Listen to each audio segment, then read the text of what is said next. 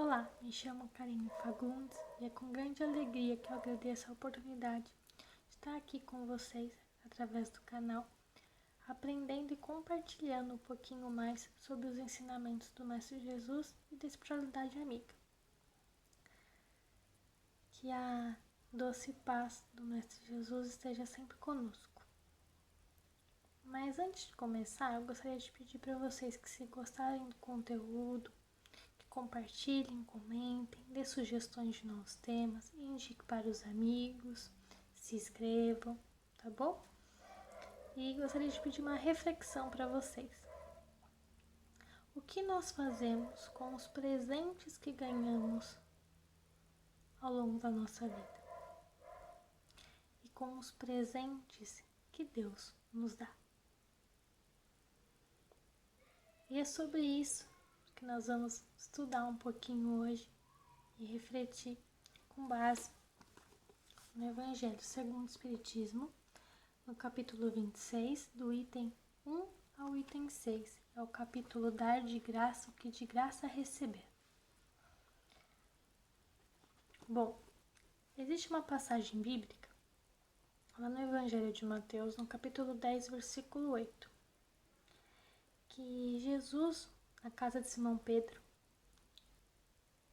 junto com os seus discípulos, conversando com eles, passando algumas orientações das tarefas, de como trabalhar, de como dedicar-se ao próximo. Ele diz o seguinte: curai os enfermos, ressuscitai os mortos, limpai os leprosos, expeli os demônios, dai de graça o que de graça recebestes. É um trecho tão curto, um versículo tão curto, apenas 2 linhas, mas nos traz inúmeros ensinamentos e reflexões.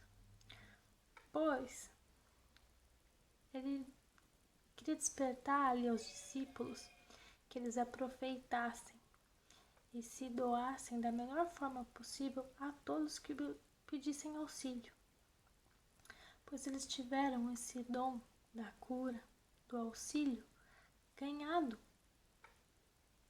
gratuitamente. É um dom gratuito que eles tiveram. Então, que eles curassem os enfermos. E quando diz para expelir os demônios, nada mais é do que auxiliar um processo de desobsessão, que propague a fé. Mas não faça isso por comércio, não tome isso como profissão. Que façam, isso sempre de forma gratuita, auxiliando, se doando, curando, sempre os necessitados. E nós, assim como os discípulos, tivemos o grande exemplo do Mestre Jesus como nosso guia, pois quando ele curou a mulher hemorrágica, o garoto lunático que ora se jogava no fogo, de processo de obsessão, ele nada cobrou. Na cura dos leprosos, ele nunca cobrou. Então, ali ele se fez de exemplo, deixando seu legado e seu ensinamento.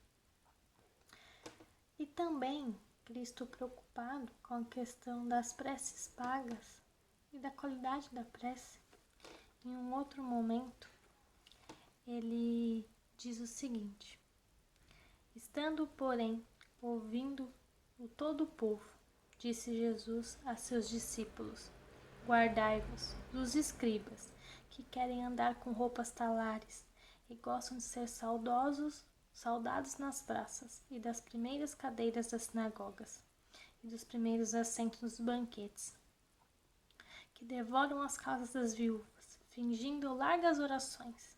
Estes tais receberão maior condenação.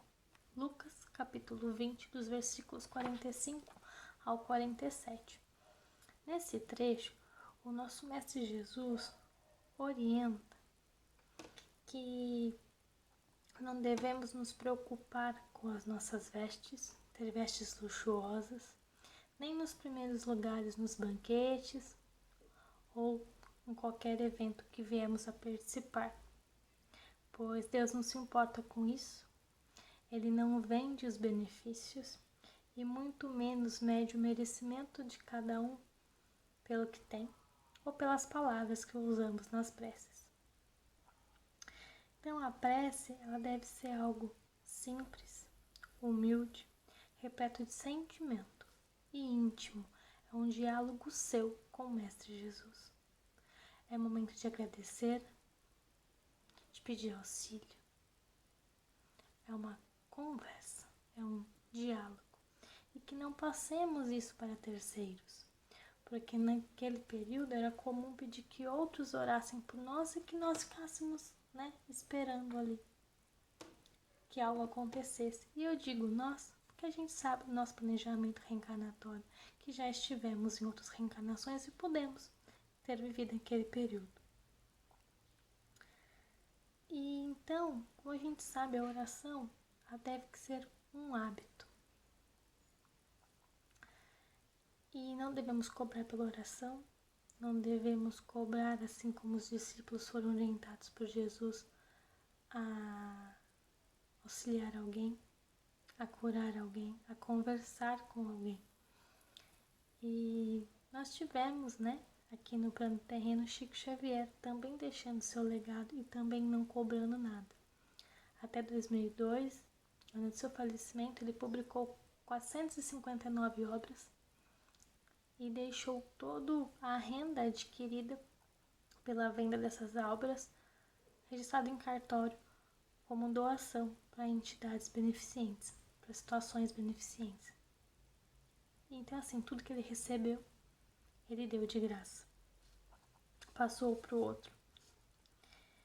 E assim ele fazia diariamente nas suas tarefas. Quem assistiu o filme sobre Chico Xavier vai recordar esse trecho. Há um momento que uma senhora muito agradecida pelo atendimento e o carinho que teve de Chico Xavier quer lhe dar um relógio de presente e ele fala que não é necessário. E a mulher faz questão e ele pegou o relógio, aceitou e colocou no bolso de seu paletó. Momentos depois, uma outra senhora vem em certo desespero com uma receita médica dizendo que precisava daqueles remédios e não tinha condição de pagar. Chico Xavier, seguindo os ensinamentos do Mestre Jesus, e muito humilde que era, e repleto de sabedoria, pegou esse relógio de seu bolso, colocou na mão da senhora e falou: a espiritualidade amiga lhe deixou um presente. Vá, venda o relógio e compre seus remédios. Então assim era feito. Recebia, mas passava. Dar de graça o que recebeu de graça. Ele fez isso. Deixou também seu exemplo para nós. E sobre a oração, como ela é importante e deve ser um hábito para todos nós, quem assistiu o Nosso Lar ou leu o livro também vai recordar esse trecho. Quando André Luiz está para fazer uma visita ao planeta Terra,